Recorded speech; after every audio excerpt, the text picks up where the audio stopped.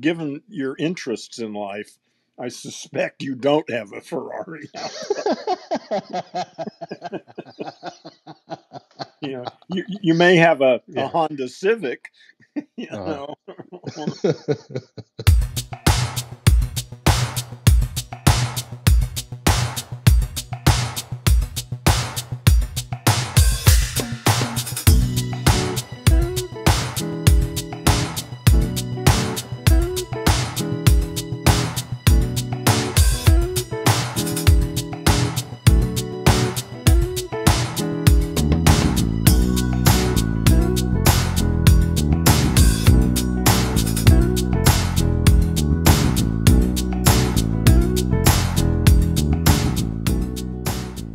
Cool. Number 23. The more unusual the statement, the stronger the evidence needs to be. Yeah, what's unusual? Yeah. I think this is a nod to Sagan's statement about, Extraordinary yeah, claims. Yeah. yeah, No, that's perfectly reasonable. Yeah. yeah. Further out your claims, then you better have some supporting evidence for it. Yeah. Are you familiar with the Ferrari truth experiment or the Ferrari thought experiment that No, street epistemology practitioners sometimes use? no, let me hear it. So, if I said that I had a car outside my house here, um, would you accept that to be accurate? Like, would you accept that to be true? Like, if Well, I no, said yeah, my car was parked outside my house right now, yeah. I'd have would you no have a hard clue. time believing that? No, that would, well, again, I'm believing, I just wouldn't have any problem with that. Okay, yeah. Okay, and what if I said that the car I had parked outside of my house right now was a Ferrari? Yeah. Would Well, the evidence that you would require to accept that be different? um, well, if I know nothing, it has to do with how much I know about you, how much information I have about you. If I, That's all the information you had. well, no, the information. Well, I mean, who am I talking to? You're talking to me, and I'm Oh, I'm saying talking. that Okay, I'm talking to you. All right. yeah, Yeah, and I have no idea what your financial situation is. right. I would, but those, given your interests in life, I suspect you don't have a Ferrari outside. You may have a Yeah. Honda Civic, Uh-huh.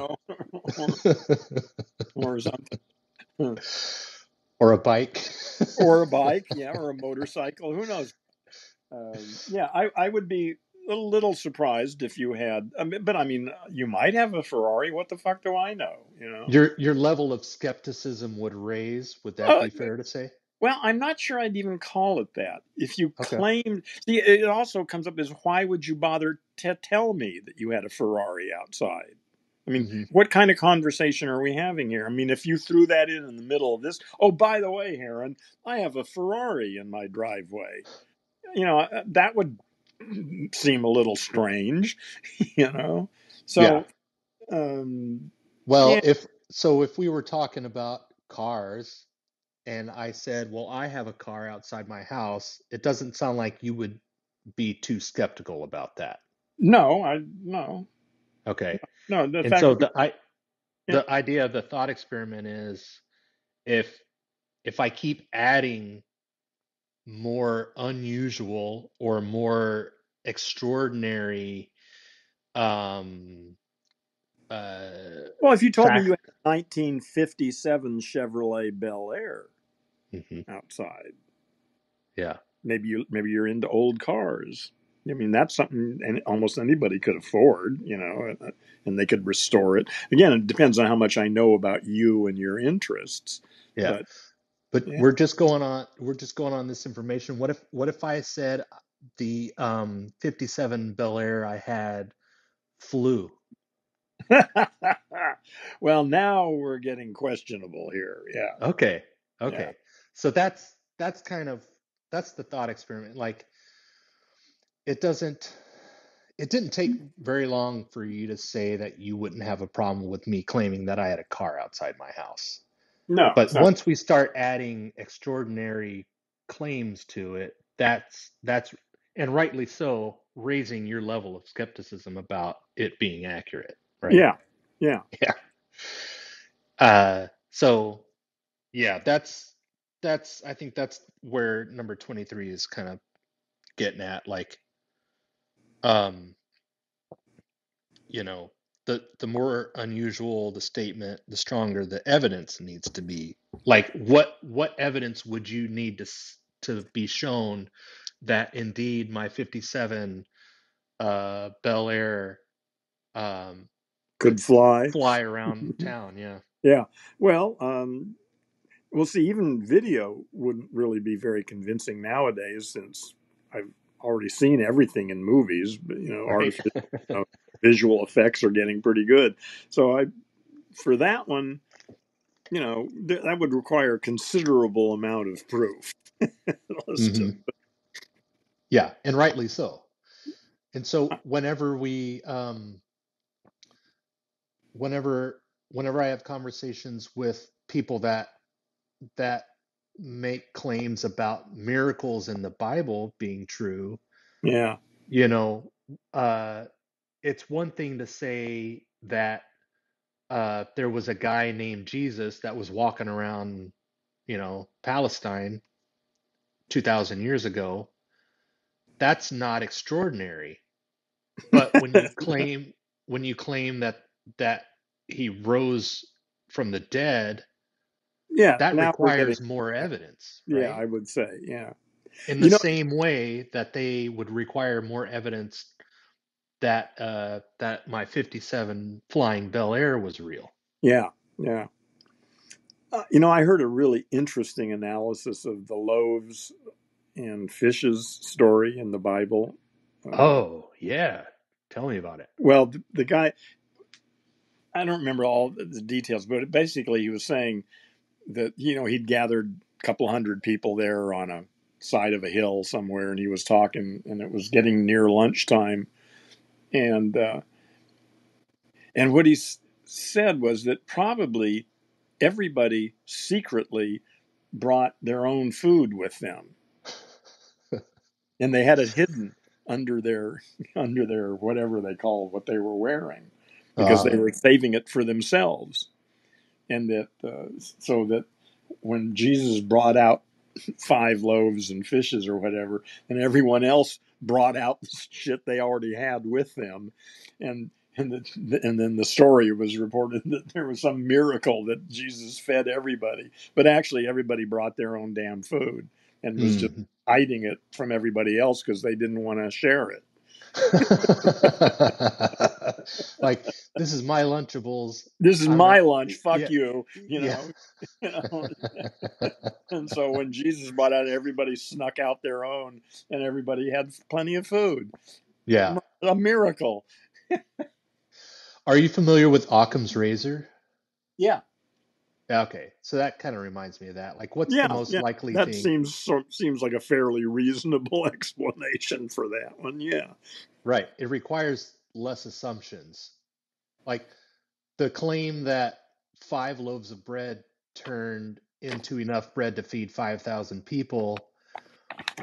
Uh, the what's more likely, that happening or that everybody brought their own food and didn't want to share and they were just kind of hiding it? What's the claim that requires the least amount of assumptions? That's yeah, usually the one to go with. yeah. Well, when I heard that the first time I heard that, I just laughed. I just thought Yeah. that makes a lot of sense. Yeah.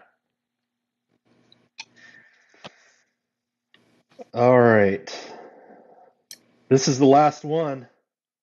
You're going to have to make up some more questions. Oh, I don't have a problem coming up with questions. Where did these 24 come from?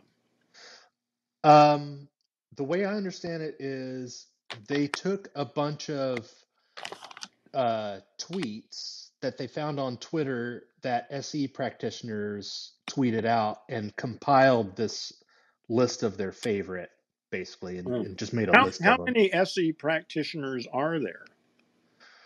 That is a good question. I don't know the answer to that. I mean, is it 10 or 100 or It's 1,000? way more than 10. Yeah, I don't know. I think I know more than 10 personally. Yeah. But And when yeah, you say you know 10, I mean, these people actually go out with their little setup into a public place and do street epistemology. in some way, I would say, especially like with the pandemic and stuff, Oh, there yeah. are some Yeah. people that do it over Zoom or do it in the Discord. Are you familiar with Discord? Well, I know what it is. I don't use it, but Yeah. So they do it on there, you know. That's what I mean. And I have a whole list of guests that I've had in my in our SE room, in which you were one of the first guests. So yeah, I'd have to count them, but I'm pretty sure there's more than 10. and are they all in the U.S. or are they all over the world? Or No, in fact, you talked to Rom about the difference between belief and uh, a conscious assumption, and he's basically the he's in Russia, ah, so he practices in Russia, and he's got his own YouTube channel. It's funny too because I don't know Russian, um, but I'll find myself watching some of the videos that he uploads of doing street epistemology in Moscow. Pretty sure it's Moscow, and you don't understand what they're saying, but the reactions and the body language, it's very similar to the ones yeah. that I see in English. So and but yeah, there's a really nice guy in Australia who does it. Yeah, all the Netherlands, I think, all over the world. Okay, good. Yeah. All right.